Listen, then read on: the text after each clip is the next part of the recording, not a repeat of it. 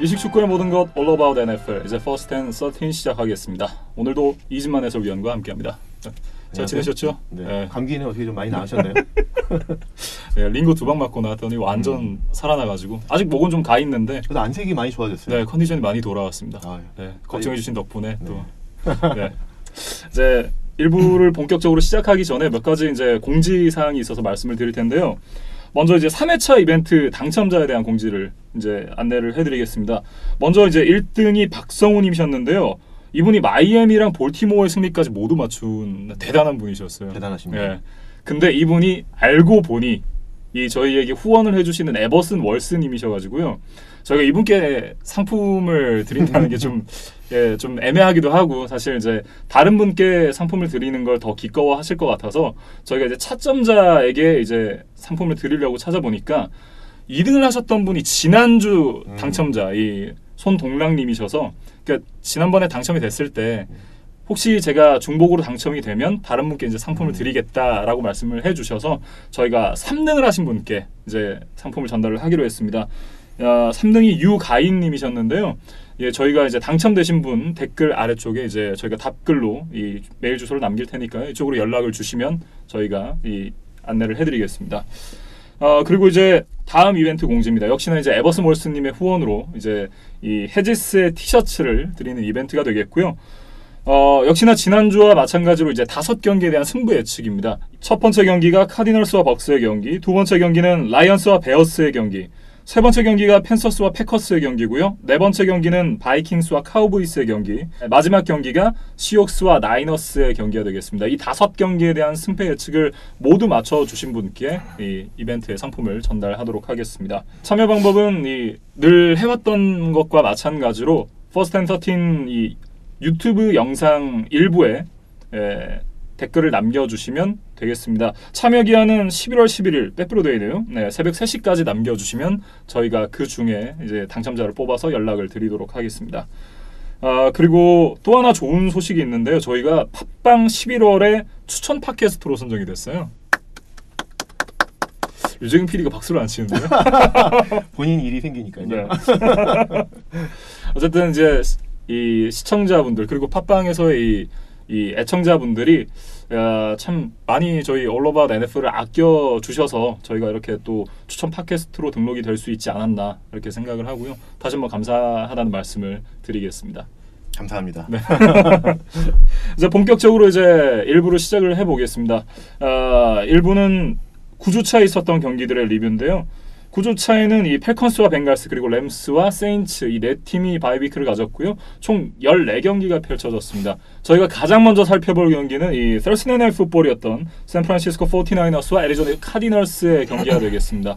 바로 이 경기가 이제 저희가 지난주에 말씀드린 픽6의 첫 번째 경기인데요.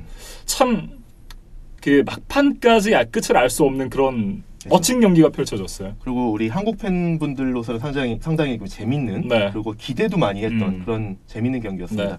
근데 이게 49ers 입장에서 생각을 좀 해보면 아직도 감기가 완쾌 안 되셔서 네, 아직도 좀 남아 있습니다. 좀 양해를 부탁드리겠습니다. 49ers 입장에서 생각을 해보면 이런 경기를 이제 현지에서 쓰는 표현으로 트랩 게임이라는 말을 쓰거든요. 그러니까 우리말로 하면 이제 덫에 해당하는 게임이라는 건데 이제 무슨 말이냐면 전주에 쉽지 않은 경기를 하고 나서 근데 그 경기를 이겼다. 그래서 사기가 아주 이렇게 높아져 있는데 이번 주 경기가 좀 쉽고 그 다음 주 경기가 또 어려운 경기가 있어서 어려운 경기들 사이에 끼어 있는 경기. 그래서 약간 정신력이 해이해지거나 조금 좀 나태해질 수 있는 경기. 이런 경기를 이제 트랩 경기라고 일컫거든요. 근데 이게 사실 49ers한테는 그런 성격의 경기였다라고 생각이 됩니다. 왜냐하면 지난주에 사실 이제 49ers가 팬더스, 사실 이제 상승세의 팬더스를 상대로 해서 좋은 경기력을 보여주고 이제 상당히 이제 사기 충천에 있는 상태죠. 그리고 이 카디널스 경기 다음 경기가 디비전 라이벌인 이제 시옥사우 경기거든요. 그렇기 때문에 이 두 강팀들과의 경기 사이에 껴있는 이제 지구 꼴찌팀 카디널스 경기를 약간 좀 간과할 수 있다. 그런 상황이었던 거죠. 그래서 그 영향이 있었는지 아니면은 저희가 이제 그동안 계속 이렇게 방송하면서 말씀드렸지만 카디널스도 시간이 갈수록 향상되고 있다. 그래서 그 영향이 있었던 건지 아마도 두 가지 영향이 다 있었을 것 같은데 그 영향들 때문에 상당히 경기가 마지막까지 타이트한 승부. 그래서 맞아요. 승부를 예측할 수 없는 재밌는 경기가 펼쳐졌죠. 그렇습니다. 그러면서 이제 28대 25 석점 차의 승리를 49ers가 가져갔는데 참 애리조나 카디널스로서는 젖잘싸. 네. 졌지만 잘 싸웠다 이렇게 좀 표현을 해야 될 것 같고요. 현재까지 이제 무패를 기록하고 있는 나이너스를 상대로 이 정도의 경기력을 보여줬다. 좀 칭찬받아야 되지 않나 그런 그렇죠. 생각을 해봤습니다. 상당히 뭐 잘 싸웠습니다. 근데 이제 그래서 이제 잘 싸웠던 요인들 그럼 좀 말씀드려보면 어떻게 해서 이렇게 카디널스가 잘했냐라는 걸 좀 생각해 보면 사실 저희가 이제 저번 주에 프리뷰하면서도 말씀을 드렸지만 나이너스가 49ers가 이번 시즌에 이제 디펜시브 라인이 상당히 강하고 또 디펜시브 라인 뒤로도 전반적으로 수비가 상당히 강하기 때문에 그 강한 패스러시와 그 세컨더리의 그런 어떤 턴오버를 잘하는 그런 수비를 어떻게 카일러 머리가 이겨낼 수 있느냐라고 말씀을 드렸는데 그 이겨내는 비법은 일단 패스러시가 머리한테 들어오기 전에 빠른 패싱, 그러니까 뭐 퀵 숏 패싱 이런 걸로 이제 대응을 해야 되는데 사실 초반에 그런 걸 대응을 잘했어요. 처음부터 사실 이제 짧은 패스로 빨리빨리. 그래서 뭐 보사라든지 디펜시브 라인맨들이 카일러 머리에게 도달하기 전에 짧은 패스들로 이렇게 금방금방 잘 풀어나갔고요. 그렇게 좀 어느 정도 수비수들이 좀 이제 그 패싱 게임에 대해서 이제 리스펙트를 하게 되면 그 이제 따라서 이제 러싱 게임도 풀리게 되는데 거기에 사실 이제 이번 트레이드 데드라인 때 캐니언 드레이크가 이날 사실 기대 이상의 활약을 해줬죠. 어마어마했어요. 대단했습니다. 사실 첫 경기에서 이 시스템에 처음 들어오자마자 110야드 러싱을 해줬거든요. 그러니까요. 그리고 이제 러싱만이 아니라 그 숏 패싱 게임에서도 캐니언 드레이크가 상당히 중요한 역할을 해줘서 이 카일러 머리가 처음에 패스 러시를 좀 상쇄하는 차단하는 데 있어서 큰 역할, 스크린 패스 플레이를 통해서 상당히 좀 큰 역할을 해줬다. 그래서 그런 것들로 카디널스가 좀 이렇게 공격을 잘 풀어갖고 49ers의 그 패스 러시를 대응해 나갔다라는 게 상당히 좀 주요했던 전략인 것 같습니다. 더군다나 이제 체이스 에드먼즈 그리고 이제 데이비 존슨 선수가 이 둘 다 부상으로 몇 주간 이제 결장을 할 예정이기 때문에 이 캐니언 드레이크의 영입은 정말 이 가뭄의 단비 같은 그런 소식이었다라고 이제 말씀을 드려야 될 것 같고 이제 마이애미에서 이 캐니언 드레이크의 반대급부로 받아간 것이 6라운드 내지는 5라운드 이제 드래프트 픽이라고 하는데 이 정도면 굉장히 성공적인 트레이드가 아닌가 하는 생각을 해봤습니다. 그렇죠. 사실 이제 트레이드를 해서 선수를 데려오는 입장에서는 뭐 4라운드, 5라운드, 6라운드, 뭐 심지어 7라운드 이렇게까지 가면 사실은 이 정도 선수를 데려오는 거는 상당히 싼 값에 데려왔다라고 말씀을 드릴 수 있죠. 근데 어쨌든 이제 캐니언 드레이크의 활약도 있었고 또 하나는 그렇게 해서 공격이 어쨌든 조금 이렇게 풀리면서 그다음부터 이제 본격적으로 카일러 머리를 이제 풀어놨죠. 카일러 머리가 파켓에서도 어느 정도 패스를 했지만 카일러 머리가 가지고 있는 장점이 빠른 발 그리고 본인이 민첩함 그런 것을 이용해서 파켓에서 롤아웃해서 나와서 이제 시간을 벌면서 오픈 리시버가 생기면 패스를 하고 없으면 본인이 뛰는 그런 공격을 적절히 옵션 플레이를 섞어가면서 상당히 공격이 나름대로 특히 후반전에 상당히 잘 풀렸었습니다. 마지막까지 정말 끈적끈적한 경기를 보여줬던 양 팀이었는데 결국은 뭐라고 해야 될까요? 조금 더 단단한 팀이 승리를 가져갔다 이렇게 좀 표현을 해야 될까요? 그렇죠. 아무래도 이제 49ers가 객관적으로 훨씬 강팀이죠. 그냥 뭐 전승이라는 거를 떠나서 공수 양면에서 전력이 훨씬 탄탄하고요. 아무래도 그 카디널스 같은 좀 이렇게 젊은 선수들이 많은 팀이 상대하기엔 조금 버거웠다. 특히 신인 감독이 그런 부분들이 좀 어려운데 49ers 그 어떤 그 경기력도 조금 말씀을 드려보면 49ers가 올 시즌 공격의 그 어떤 그 주요 공격 방식은 리시버들보다 러닝백, 그다음에 타이트엔드가 더 좋기 때문에 러닝백들을 이용한 공격을 많이 하고 있잖아요. 그래서 이제 그것을 또 특히 이제 지난주 그 팬더스와의 경기에서도 러닝백들이 대활약을 해줬기 때문에 카디널스도 이날은 그 49ers의 러싱 게임부터 먼저 막겠다라는 생각으로 경기 초반에는 상당히 박스 주변에 많은 수비수를 채워놨었거든요. 그러니까 이제 49ers도 그것을 보고 거기에 이제 다시 또 대응을 한 거죠. 그래서 초반에는 박스에 몰린 수비수를 좀 분산시키기 위해서 처음에는 오히려 러닝 게임보다는 조지 키트를 이용한 투 미디엄 레인지 패스를 시작하면서 이제 좀 수비를 분산시켰죠. 그렇게 되면서 이제 좀 수비가 좀 이제 떨어지고 나니까 플레이 액션 패스를 이제 가동하기 시작했는데 그 플레이 액션 패스에 또 이제 중요한 역할을 해준 게 역시 49ers도 트레이드를 해서 내려온 이메뉴얼 샌더스. 샌더스가 상당히 중요한 역할을 많이 해줬습니다. 그래서 양 팀 모두 이번 트레이드 데드라인 때 데려온 선수가 상당히 큰 기여를 했는데 샌더스도 스탯을 좀 보면 7개 리셉션에 112야드, 그 다음에 1개의 타치다운 이렇게 했는데 이 기록만이 아니라 중요한 상황들, 그러니까 포스다운 공격 때 터치다운을 만들어주고요. 서드다운 컨버전을 해주고 이게 중요한 상황에 있어서 좀 해결사 역할을 해줬다라는 부분이 상당히 좋았고 어쨌든 49ers 경기 전반적으로 봤을 때는 49ers가 기존의 러닝 게임, 그다음에 조지 키틀이라는 어떤 그 타이랜드를 이용한 그 언더니스 패스를 하는 것에 조금 이렇게 한정돼 있었다 그러면 이제 이메뉴얼 샌더스라는 빠른 리시버가 오면서 이제 버티컬 공격이 좀 더 생긴 거죠. 그래서 이제 딥 스레트, 그리고 이날은 뭐 아주 이제 딥 스레트까지는 아니었지만 좀 더 공격을 이제 좀 확장하는. 네. 그래서 이제 그 버티컬 게임까지도 이제 하나의 디멘션이 더 더해졌다는 게 상당히 좀 중요했고. 네. 그다음에 49ers 입장에서 또 다른 걸 생각해 보면 저번에 이제 저희가 말씀드렸을 때 타이랜드 중심의 공격을 한 패싱 공격을 하면서 리시버들이 좀 취약하다 이렇게 말씀을 드렸었거든요. 네. 그러면서 이날도 보면은 팀 내 리시빙 가장 이제 어쨌든 리시버 중에서 가장 기록이 좋은 마키스 구딘이 부상으로 출전 못했었고, 단테 페티스라든지 이제 디보 세뮤얼 같은 젊은 선수들이 아직은 이렇게 크게 활약을 못 하고 있거든요. 그런 부분들을 일단은 베테랑 이메뉴얼 샌더스가 들어와서 좀 이렇게 브릿지 역할을 당분간 해줄 것 같다. 네. 그런 부분들이 상당히 좋은데 이 샌더스가 사실은 덴버가 이제 세대 교체를 하면서 코틀랜드 서튼이라든지 데이션 해밀턴 같은 선수들이 이제 좀 옮겨가고 있거든요. 그렇죠. 그 안에서 이제 본인의 역할이 좀 축소되고 네. 본인이 미래에 거기서 이제 어떤 큰 역할이 없겠다라는 거에 대해서 좀 아쉬움이 있었을 텐데 지금 49ers에 와서는 일단은 이기는 팀에 왔고요. 그렇죠. 그러니까 본인도 조금 더 이제 동기부여가 되면서 거기에 이제 훌륭한 타이랜드, 좋은 이제 뭐 러닝 게임에 본인도 기여할 수 있다라는 것이 본인한테 상당히 올 시즌 이제 나머지 기간을 뛰는 데 있어서 상당히 좀 활력소가 되지 않을까 이렇게 생각을 합니다. 네. 그리고 이제 클리프 킹스베리와 이제 이 칼러 머리 선수도 점점 더 리그에 적응해가는 모습을 보여주고 있는데 그 와중에서 조금씩 아직은 아쉬운 모습들이 나와요. 조금씩은 있죠. 네. 뭐 사실 의도한 건 아니겠지만 아마 이 플레이를 말씀하시려고 그런 것 같은데 그 해프타임 직전에 나왔던 타임아웃 그 말씀하시는 거예요. 네. 그러니까 사실 그거는 의도한 건 아니죠. 그러니까 의도적으로 이제 49ers의 공격기를 한 번 더 주려고 한 건 아닌데 결과적으로 그렇게 됐어요. 그렇죠. 수비가 이제 포스 다운에서 49ers 공격을 잘 막아서 이제 해프타임으로 그냥 가는 상황인데 그 플레이 직전에 포스 다운 공격 직전에 킹스베리가 타임아웃을 해서 네. 아쉽게도 그 플레이가 인정이 안 되고 리플레이를 했죠. 그래서 결국은 다시 플레이해서 이메뉴얼 샌더스에게 터치다운 패스를 해서 해프타임 직전에 한 포지션 차이로 이제 해프타임에 갈 수 있는 것을 21대 7로 이제 두 포지션 차이로 뒤진 상태로 이제 들어가게 됐는데 네. 뭐 의도한 건 아니기 때문에 사실 이제 뭐 그 상황에서 한 번 더 전열을 정비해서 제대로 된 수비 포메이션을 갖추고 수비를 해야지라는 생각을 한 거일 텐데 할 수도 있죠. 네. 그렇죠. 그런 걸 텐데 결과적으로 결과적으로 네. 상당히 좀 아쉽게 되고 뭐 사실 3점 차이 승부였기 때문에 이 7점이 승부를 갈랐다라고 생각을 할 수도 있어요. 그렇죠. 근데 사실은 이렇게도 봐야 될 것 같습니다. 그 플레이 직전에 한 서너 플레이 전에, 그러니까 그 드라이브에서 한 서너 플레이 전에 가로폴로가 그 엔드존에 혼자 있었던 디보 세뮤얼에게 완전히 와이드오픈 찬스에서 패스를 했는데 그걸 디보 세뮤얼이 주변에 아무도 없는데 공을 놓쳤었거든요. 그러니까 어떻게 보면 이 두 개의 플레이가 좀 상쇄됐다 이렇게 볼 수도 있을 것 같아요. 네.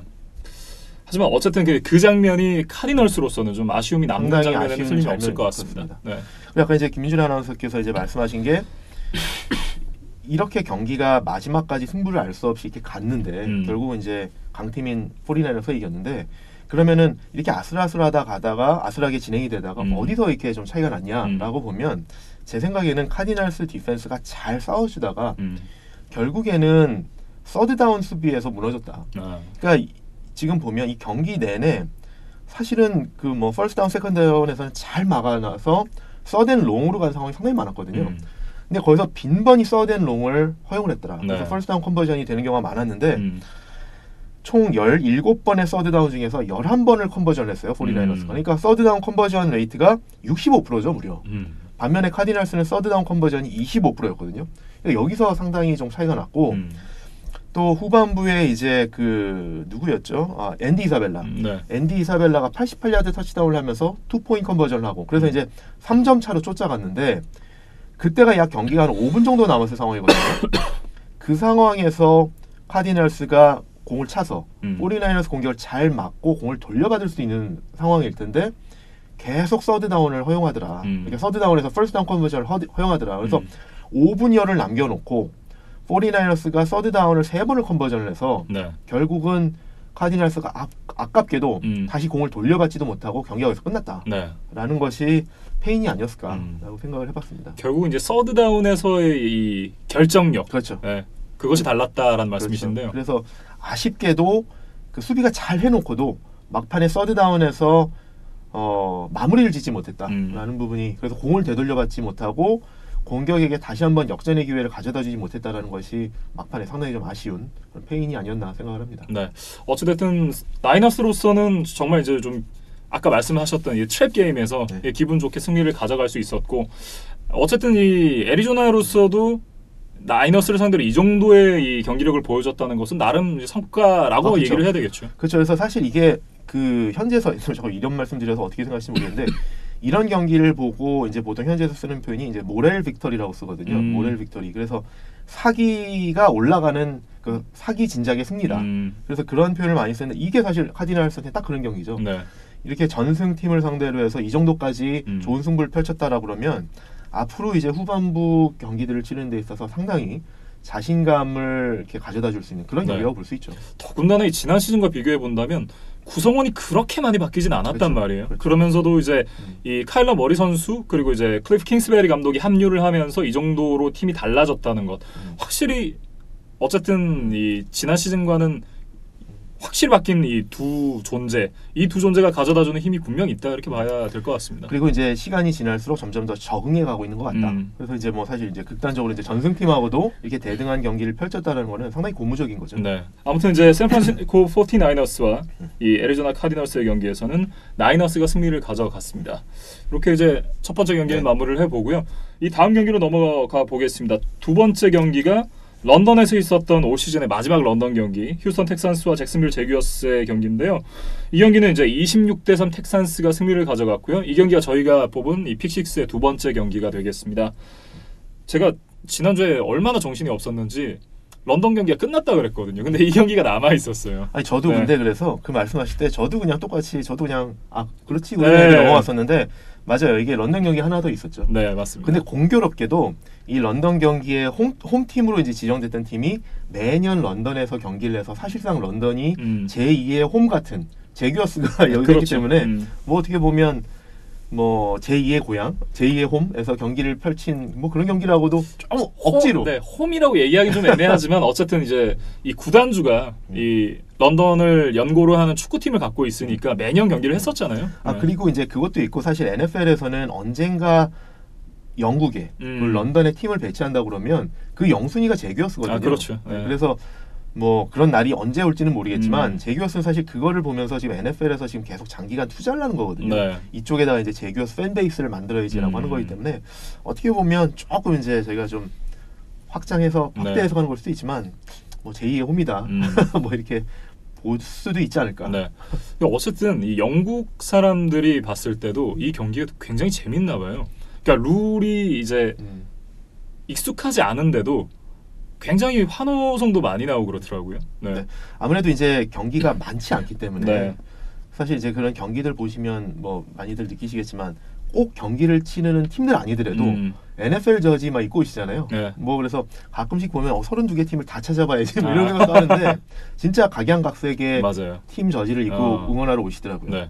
그러니까 또 영국에 있는 친구들이 굉장히 남자다운 거 이런 거 좋아하거든요. 그렇죠. 네. 그거랑 굉장히 좀 잘 맞는 스포츠가 아닌가 저는 그렇게 생각을 하고 있습니다.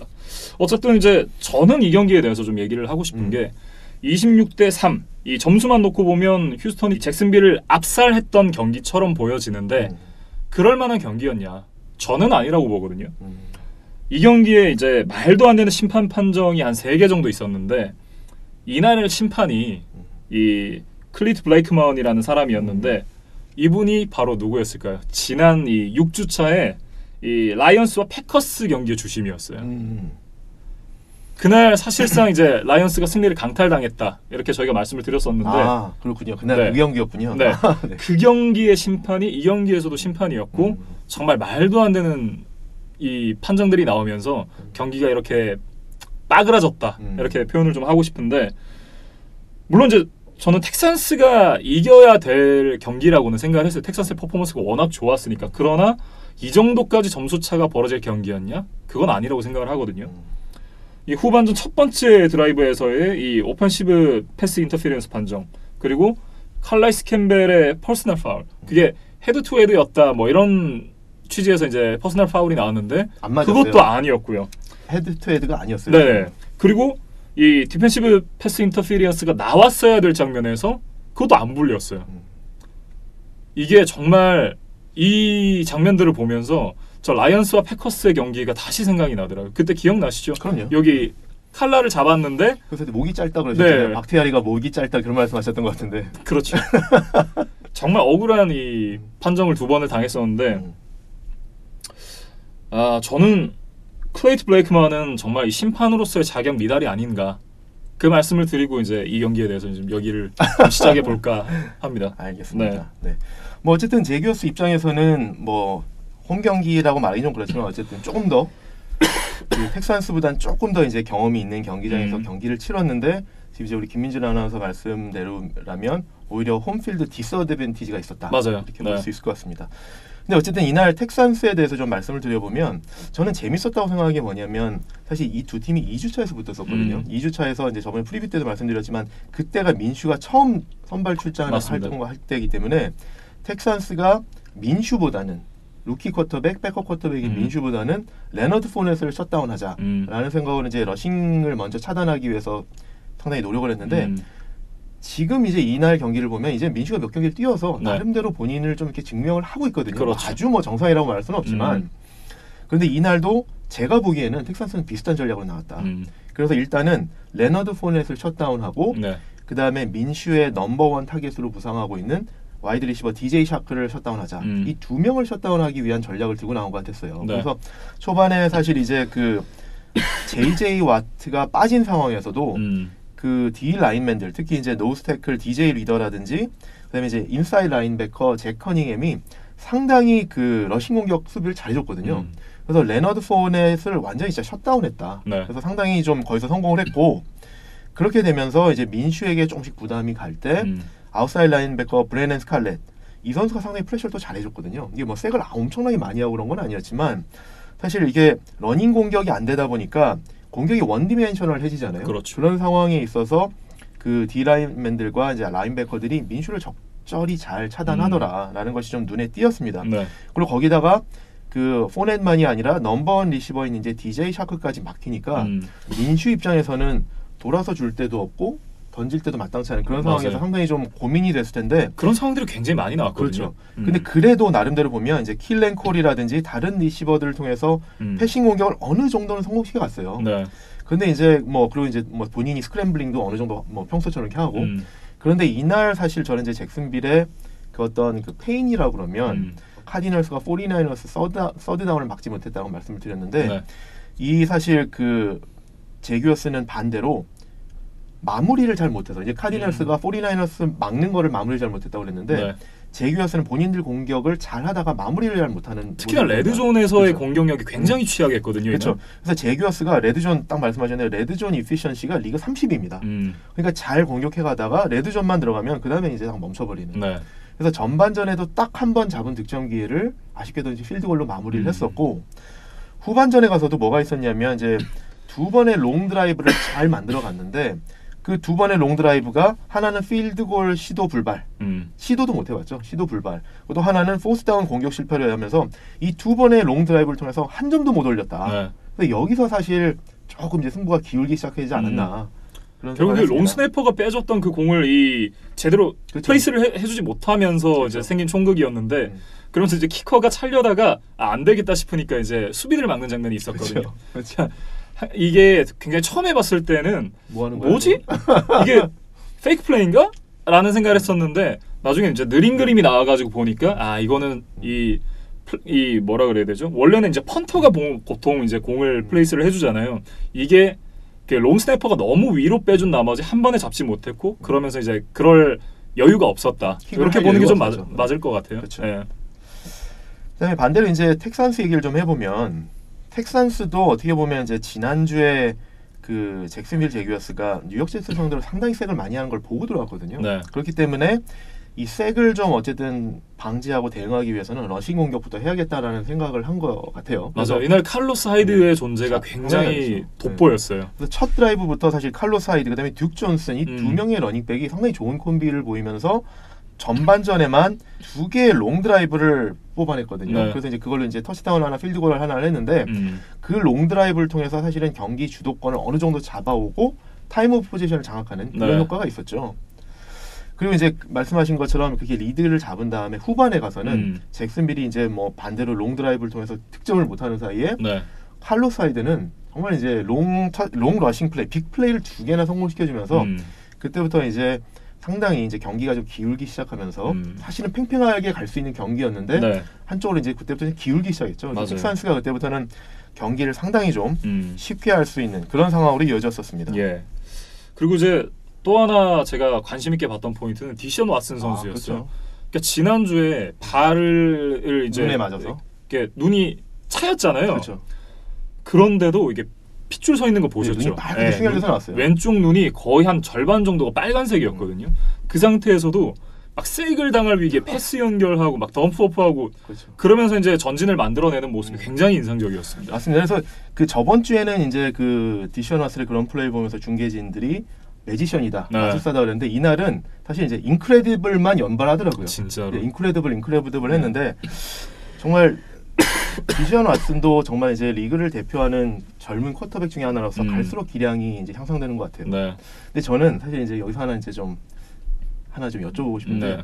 저는 제가 몇 주 동안 제가 디션 왓슨을 보면서 누구 닮았는데 이런 생각을 했거든요. 네. 그래서 한번 제가 물어보고 싶어요. 누구 닮지 않았나요? 저분 얘기하시는 거죠? 저기 앉아 있는 거. 저는 그래서 우리 유재경 PD 닮지 않았나라는 생각이 들더라고요. 그러니까 피부색을 떠나고 유재경 PD가 안경을 안 썼다고 생각하면 디션 왓슨 상당히 좀 비슷하지 않나. 저기서 유재경 PD가 그 자괴감이 빠진 표정으로 웃고 있는데 아니 근데 이게 어떤 느낌으로 말씀하시는지는 알겠어요. 왜냐하면 되게 슬림하고. 유재경 PD가 일단 그 쉐입이 굉장히 슬림한데다가 눈망울이 굉장히 그 초롱초롱한 눈을 갖고 있어요. 사슴 같은. 근데 디션 왓슨의 눈이 약간 그런 그러니까요. 느낌이잖아요. 그래서 제가 항상 보면서 몇 주 동안 그 생각을 했어요. 어디서 많이 본 얼굴인데 어디서 많이 본 얼굴. 근데 하여튼 뭐 이게 나갈지 안 나갈지 모르겠습니다. 왜 유재경 PD가 마음에 안 들어서 편집을 할 수도 있기 때문에 나갈지 안 나갈지 모르겠습니다. 아니면 의외로 본인 사진을 딱 넣어서 띄워보내줄지. 그걸 하여튼 뭐 네, 아무튼 네. 우리 유재경 PD의 판단에 맡겨보도록 하겠습니다. 저는 닮았다라고는 하지 않았어요. 어떤 느낌에서 얘기하시는지는 이해했다. 근데 제가 여쭤보니까 바로 답하셨잖아요. 그러니까 뭐 뭔가 공감하시는 게 있다라는. 아 근데 사실 저 아니면 류재경 PD 둘 중 하나잖아요. 네, 그 정도 눈치는 있거든요. 알겠습니다. 네. 그리고 이제 또 하나 굉장히 재미있었던 게 이 경기 끝나고 나서 디션 왓슨 선수가 인터뷰를 했어요. 이 눈이 지난주에 이제 발에 차이면서 굉장히 좀 아플 법도 한데 지금 이렇게 이제 빨리 나을 수 있었던 원동력이 어디에 있냐라고 이제 물어보니까 아니 파파이스 스파이시 치킨. 네, 파파이스 스파이시 치킨 샌드위치가 이 눈이 났는데 굉장히 도움을 줬다고 그렇게 인터뷰를 하더라고요. 저도 요즘에 계속 이렇게 눈이 좀 뻑뻑한데 네. 파파이스 드셔보세요. 한번 네. 파파이스 가봐야겠네요. 알겠습니다. 네, 잠깐 이제 경기를 그래서 이제 네. 좀 돌아가서 이제 아직 뭐 끝난 인터뷰를 말씀하셨는데 4쿼터 쪽 전 좀 얘기를 좀 해보고 싶어요. 네. 그러니까 4쿼터 가서는 이제 이미 아까 말씀드린 것처럼 이제 텍사스가 러싱 게임으로 경기를 이렇게 장악하면서 16점 차까지 경기가 벌어졌거든요. 네. 근데 이때부터 나온 모습이 저는 되게 좀 의외였다고 생각이 들었는데 민슈가 저는 이번 시즌 들어서 처음으로 좀 허둥지둥되더라. 맞아요. 그러니까 무슨 말이냐면 전에는 이렇게 조금 사실 패스러시가 들어와도 되게 침착하고 스크램블도 잘하고 이게 뭐 어떤 좀 경기가 잘 안 풀려도 침착한 플레이를 잘했었거든요. 네, 맞아요. 근데 이날 4쿼터에서는 경기가 물론 이제 한 16점 차로 벌어지니까 그렇게 됐지만 다른 때와 달리 상당히 좀 이렇게 좀 서두르더라. 그러면서 이날 보시면 후반전 4번의 포지션이 인터셉트 2개, 펌블 2개로 마무리됐어요. 그렇죠. 그러니까 상당히 경기력이 극도로 안 좋아졌었는데 이게 사실 생각해보면 이런 영향도 있지 않을까 싶어요. 이제 다음 주에 닉 폴스가 돌아오거든요. 그렇죠. 그러니까 닉 폴스가 돌아오면 본인이 어쨌든 뭐 경기를 이기고 지고를 떠나서 뭔가 보여주겠다라는 부담감이 있지 않았을까. 본인 자리를 유지하겠다는 부담감이 오히려 좀 역효과가 나타나서 지금과는 다른, 지금까지와는 다른 상당히 좀 오히려 좀 최악의 경기력을 마지막에 보여줬다라는 생각이 들더라고요. 근데 그래서 이제 저도 좀 생각을 해봤어요. 네. 다음 주에 닉 폴스가 돌아오면 과연 이제 덕 마론 감독은 어떤 선택을 할까? 저도 그래서 이 민슈와 닉 폴스의 기록을 한번 좀 비교를 해봤어요. 일단 민슈가 이번 시즌에 8경기를 주전으로 출전을 했거든요. 네. 그동안의 기록이 패스 성공률 62%에 2285야드 패싱, 13개 터치다운, 4개 인터셉션, 21개의 색. 그다음에 거기에 이제 러싱 야드가 235야드가 있어요. 네. 근데 이게 8경기라고 말씀을 드렸는데 이거를 그래서 경기당 기록을 한번 좀 환산을 해보자. 그리고 닉 폴스도 지금까지 주전으로 출전했던 경기들을 그 경기당 기록으로 환산해서 두 선수를 한번 좀 비교를 해봤습니다. 이번 시즌만요? 아니면 이번 시즌 어차피 주전 한 경기 나왔기 때문에 네. 커리어 전체. 네, 커리어 전체로. 그래서 네. 닉 폴스는 이제 평균적으로 이런 정도를 낸 선수다라는 걸 이제 평균치와 경기당 민슈의 지금 말씀드린 경기를 그 성적을 경기당으로 환산해서 비교를 해보면 한번 좀 들어보시겠어요? 일단 그 패스 성공률이 민슈가 62%, 폴스가 61.6%. 그건 좀 비슷하네요. 네. 네. 그다음에 패싱 야드가 민슈가 경기당 286야드, 폴스가 250야드. 그다음 36야드 더 많았어요. 그다음에 민슈가 경기당 1.6 터치다운, 폴스가 1.54 터치다운. 그다음에 민슈가 0.5개 인터셉션, 폴스가 0.74 인터셉션.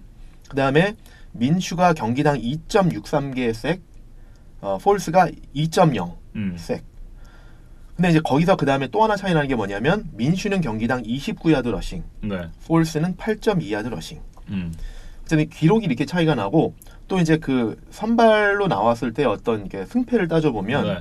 민슈는 4승 4패, 폴스는 26승 19패에 플레이오프에서 4승 2패, 그다음에 슈퍼볼 우승이 하나 있죠.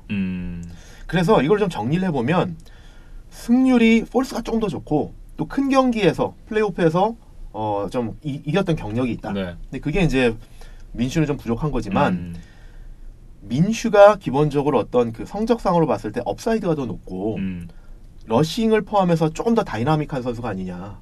왜냐면 사실 이 닉 폴스가 선발로 뛰었던 상당수의 경기가 이 지난 이 슈퍼볼 우승했던 필라델피아 이글스와 함께했던 경기들이잖아요. 그렇죠. 분명히 이 뻥튀기 된 느낌이 있을 거란 말이에요.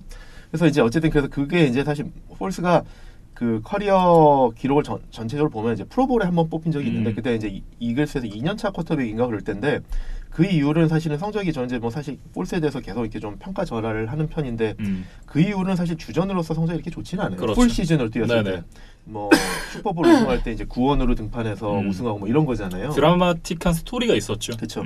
근데 어쨌든 풀 시즌을 딱 뛰었을 때 보면 아주 좋은 주전 쿼터백은 아니더라. 근데 그래서 이제 이걸 경기당으로 좀 비교를 해보면 어쨌든 승률은 폴스가 좀 더 좋고 큰 경기 경험이 있는데 조금 더 민슈가 업사이드가 높고 좀 더 다이나믹 플레이를 하는 것 같다. 네. 그래서 결국은 이제 더크마론 감독이 어떤 결정을 하느냐에 딸려있지만 저는 어쨌든 이런 거를 봤을 때 지금 제규어스 공격에서 조금 더 다이나믹한 선수가 필요한 거 아니냐. 그리고 게다가 지금 이제 민슈가 뛰면서 그 제규어스 같은 경우에는 DJ 샤크라는 넘버원 리시버가 이제 같이 부상을 했거든요. 그렇죠. 떠올랐거든요. 그러니까 그런 의미에서 좋은 쿼터백 리시버 듀오가 생겼는데 이걸 갑자기 브레이크업 할 거냐. 그런 것도 좀 고려해야 될 필요가 있지 않을까. 네. 그리고 장기적으로 봤을 때 이 민슈를 중심으로 팀을 짜면 그만큼 샐러리 캡을 또 이제 남길 수가 있기 때문에 더 강한 선수들을 데려올 수 있잖아요. 그렇죠. 그런 부분들까지 감안을 한다면 오히려 민슈를 중심으로 팀을 재편하는 것도 나쁘지 않겠다는 생각이 들어요. 네, 그래서 일단 8경기라고는 사실 적지 않은 샘플 사이즈이기 때문에 이거를 보고 사실 팀 내에서 그다음에 이제 감독 입장에서도 분명히 이제 생각을 충분히 할 시간이 있었을 텐데 네. 더군다나 이제 바이 위크가 되니까 그렇죠. 그 쉬는 시간 동안에 잘 평가를 해서 선택을 할 거라고 생각됩니다. 네, 일단은 이제 다음 주가 잭슨빌 제기어스가 바이위크가 되겠고 11주 차에 이제 경기가 있는데 과연 어떤 선수가 이 선발 쿼터백으로 나올지도 한번 지켜봐야 될 것 같습니다. 네, 그렇습니다. 이제 이렇게 두 번째 경기에 대한 얘기를 마치도록 하고요. 다음 경기로 넘어가 보겠습니다. 세 번째 경기는 이제 시카고 베어스와 필라델피아 이글스의 경기인데요. 22대 14 이글스가 승리를 가져갔습니다. 시카고 베어스의 이제 공격의 부진이 이 수비까지 좀 망가뜨리고 있다라는 얘기를 지난주에 했었는데 그 상황이 좀 계속해서 이어지고 있는 게 아닌가 싶어요. 맞습니다. 그래서 이제 이 경기는 저희 픽식스 경기가 아니라 네. 그냥 팀별로 그냥 한 줄 평 좀 해보면 저는 이렇게 적어왔어요. 베어스는 이보다 더 나쁠 수 없다. 왜 그러냐면 베어스 이날 말씀하신 공격이 어느 정도까지 안 좋았냐면 첫 5번째 드라이브가 다 3앤아웃. 네. 그 다음에 마이너스 10야드. 그러면서 정말 이 쿼터백을 뽑았을 때 그 상황들이 계속해서 얘기가 나오고 있어요. 어떻게 보면 좀 이렇게 잔인할 정도로 많이 짚어주는데 네. 어쩔 수 없을 것 같고요. 전반전에 팀 전체의 전진 야드가 9야드. 네. 그러니까 이보다 더 나쁠 수 없다. 맞아요. 그런 생각을 했습니다. 필라델피아 이글스는 이제 디션 잭슨 선수가 복귀했는데 많이 뛰지 못했고 한 시리즈 뛰었죠. 네. 그리고 다시 부상을 당하면서 이제 수술을 한다 그래요. 네. 시즌 아웃이 됐습니다. 복부 수술을 한다고 그러는데 이제 네. 복부 쪽 이제 좀 근육에 이제 좀 부상이 있었는데 조금 일찍 복귀했다가 오히려 이제 완전히 그 복부 쪽 근육이 파열이 됐다고 그래요. 네. 근데 이제 수술을 해야 되는 상황이라 아무래도 시즌 아웃이 될 것 같다. 네. 그래서 저는 그래서 이거에 대해서는 저는 그러면서 이진만 해설위원의 이 슈퍼볼 입꼬리가 올라가는 그런 상상을 했는데 뭐 사실 그 디션 잭슨이 빠지면 그래서 저는 이렇게 정리를 해왔습니다. 버티컬 스렛 날라갔네. 그러니까 왜냐하면 이글스 공격을 오래 보면은 러싱 공격도 뭐 상당히 좀 부진하지만 칼슨 웬츠가 상당히 지금 올 시즌 이렇게 재기량을 못 보여주고 있잖아요. 네. 전반적으로 물론 이제 트루비스키급은 아니지만 근데 그 요인 중에 하나가 저는 딥 스렛이 없기 때문에 버티컬 스렛이 없기 때문에 그런 요인이 상당히 크다고 생각하거든요. 그래서 디션 잭슨이 돌아오면 그게 달라질 거다라는 사실 필라델피아 맞아요. 현지 언론에서는 네. 디션 잭슨 빨리 와라 이런 얘기를 계속 하고 있었어요. 그러니까 빨리 와서 오히려 망했어요. 그렇죠. 그래서 네. 오히려 이제 더 시즌 아웃이 되면서 아직 확정은 아니지만 수술하게 되면 아무래도 그렇죠. 시즌 아웃 가능성이 높기 때문에 그래서 어떻게 보면 올 시즌 이글스 공격에서 정말 중요한 축이 될 거라고 생각했던 네. 그 버티컬 스렛, 딥 스렛이 날라갔다. 네. 그래서 한 줄로 평가하면 저 이제 뭐 그렇게 적어왔습니다. 팀의 공격의 코어가 되었어야 될 선수가 코어 머슬 부상으로 이제 시즌 아웃이 되면서 네. 팀의 이제 성적이 굉장히 좀 암울하게 이제 전망이 된다. 그렇게 말씀을 드려야 될 것 같고 이래서 여러분 코어가 중요합니다.